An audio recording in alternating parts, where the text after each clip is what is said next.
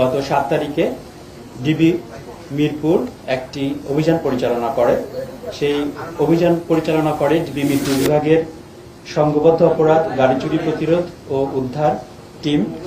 আমরা একটা গোপন সংবাদের ভিত্তিতে জানতে পারি যে উত্তরা 17 নম্বর সেক্টরের একটি বাসায় এবং খিলক্ষেত থানাধীন নিকুঞ্জ 1 এলাকার একটি বাসায় কিছু বিদেশি নাগরিক অবৈধভাবে নিয়ে আসা মোবাইল সংরক্ষণ করে স্থানীয় বাজারে বিক্রি করা ব্যবস্থা নিচ্ছে।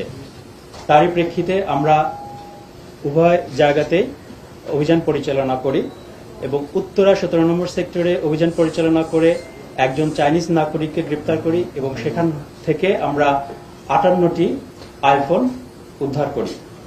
পরবর্তীতে আমরা খিলক্ষেত থানাধীন নিকুঞ্জ 1 এলাকার একটি বাসায় অভিযান পরিচালনা করি। সেখান থেকে আমরা 2জন চাইনিজ নাগরিককে গ্রেপ্তার করি।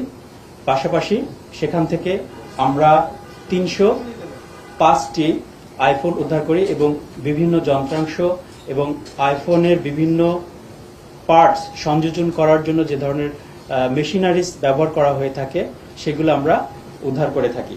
পাশাপাশি সেখান থেকে আমরা কয়েক বোতল মদ উদ্ধার করি এবং নগদ অর্থ উদ্ধার করেছি। আমরা তাদেরকে প্রাথমিকভাবে জিজ্ঞাসাবাদ করি এবং এই জিজ্ঞাসাবাদের মাধ্যমে জানতে পারি যে স্থানীয় কিছু এখানকার যারা মোবাইল ব্যবসায়ী তারাও এই ঘটনার সাথে যুক্ত রয়েছে বা এই ব্যবসার সাথে যুক্ত রয়েছে। তাদের কয়েকজনের নাম আমরা পেয়েছি। আমরা তদন্তের স্বার্থে এখনই আমরা এই নামগুলো প্রকাশ করছি না, পরবর্তীতে তদন্ত শেষে আমরা এই নামগুলো আপনারা জানতে পারবেন। তারা যে পথে নিয়ে এসেছে এখানে কোনো বৈধ ঘোষণা নেই, আমদানি করার কোনো ঘোষণা নেই। তারা বিদেশ থেকেই এই আইফোনের পার্টসগুলো আলাদা করে এবং তারা এবং এখানে একটা তারা ল্যাব তৈরি করেছে, সেই ল্যাবে তারা সংযোজন করে কোনো ধরনের কোনো অনুমতি ছাড়া সেগুলো তারা স্থানীয় বাজারে বিক্রি করার প্রচেষ্টা চালায়। ব্যবসায়ীদের নাম এই মুহূর্তে আমরা বলতে পারছি না, আমরা এটা যেহেতু তদন্তের পর্যায়ে রয়েছে। আর যেটা বলছেন যে তারা সবসময় যে বায়ারদের কাছে যায়, অর্থাৎ এখানকার স্থানীয় যে যারা কেনে তারা নিজেরা কোথাও যায় না, তাদের কাছ থেকে এখানকার লোকজন গিয়ে তাদের কাছ থেকে সংগ্রহ করে। তারা স্থায়ীভাবে থাকে না, আমরা যতটুকু জানতে পেরেছি এবং তাদের পাসপোর্ট আমরা পর্যালোচনা করে দেখেছি যে তারা গত 1.5 বছর হলে এই কার্যক্রম পরিচালনা করে আসছে এবং তারা এই 1.5 বছরের মধ্যেও বিভিন্ন সময়ে তারা চায়না গিয়েছে এবং বাংলাদেশে এসেছে। তারা পাসপোর্ট ভিসা নিয়েই আসছে, বৈধভাবে এসেছে, কিন্তু এখানে এসে এই ধরনের অবৈধ কার্যক্রমের সাথে সম্পৃক্ত হয়েছে। হ্যাঁ, 3জনই বৈধভাবে এসেছে, ভিসা নিয়ে এসেছে, কিন্তু তারা অবৈধভাবে এই কার্যক্রমগুলো চালিয়ে আসছে। আমরা প্রাথমিকভাবে তাদের সাথে কথা বলেছি। তারা যেহেতু চাইনিজ ভাষায় কথা বলে, তাদের সাথে কথা বলাটা একটু সমস্যা। আমরা চেষ্টা করছি তদন্ত করে তাদের সাথে কথা বলে পরবর্তীতে আমরা তাদেরকে আবার জিজ্ঞাসাবাদের জন্য নিয়ে আসবো আদালত থেকে।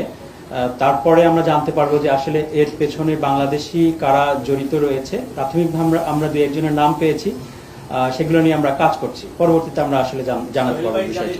না, এ বিষয়ে আমরা এখনো পর্যন্ত নিশ্চিত হতে পারিনি যে কোনো রাজনৈতিক সম্পৃক্ততা রয়েছে। তারা ব্যবসায়ী। আমরা এখন পর্যন্ত এই মোবাইল সংশ্লিষ্ট বিষয়টাই পেয়েছি। অন্য কোনো অপরাধের সাথে জড়িত আছে কিনা সেটা আমরা বের করব, তদন্ত করে দেখব যে তারা আসলে আদৌ কোনো অপরাধের সাথে অন্য কোনো অপরাধের সাথে সংশ্লিষ্টতা আছে কিনা। যদি থাকে তাহলে সেই আইনের আওতায় আমরা তাদের বিরুদ্ধে ব্যবস্থা নিব। তো আপাতত দৃষ্টিতে আমরা যতটুকু জানতে পেরেছি বা দেখতে পেরেছি যে এই সংশ্লিষ্ট অপরাধ ছাড়া অন্য কোনো অপরাধের সাথে সংশ্লিষ্টতা নেই। আমরা ভবিষ্যতে তদন্ত করে আরো বেশ বিস্তারিত জানতে পারব। তারা যেখানে তাদের কার্যক্রম পরিচালনা করে আসছে তাতে বোঝা যাচ্ছে যে তারা বিপুল পরিমাণ মোবাইল ইতিমধ্যে তারা বিভিন্ন সময় বিক্রি করেছে।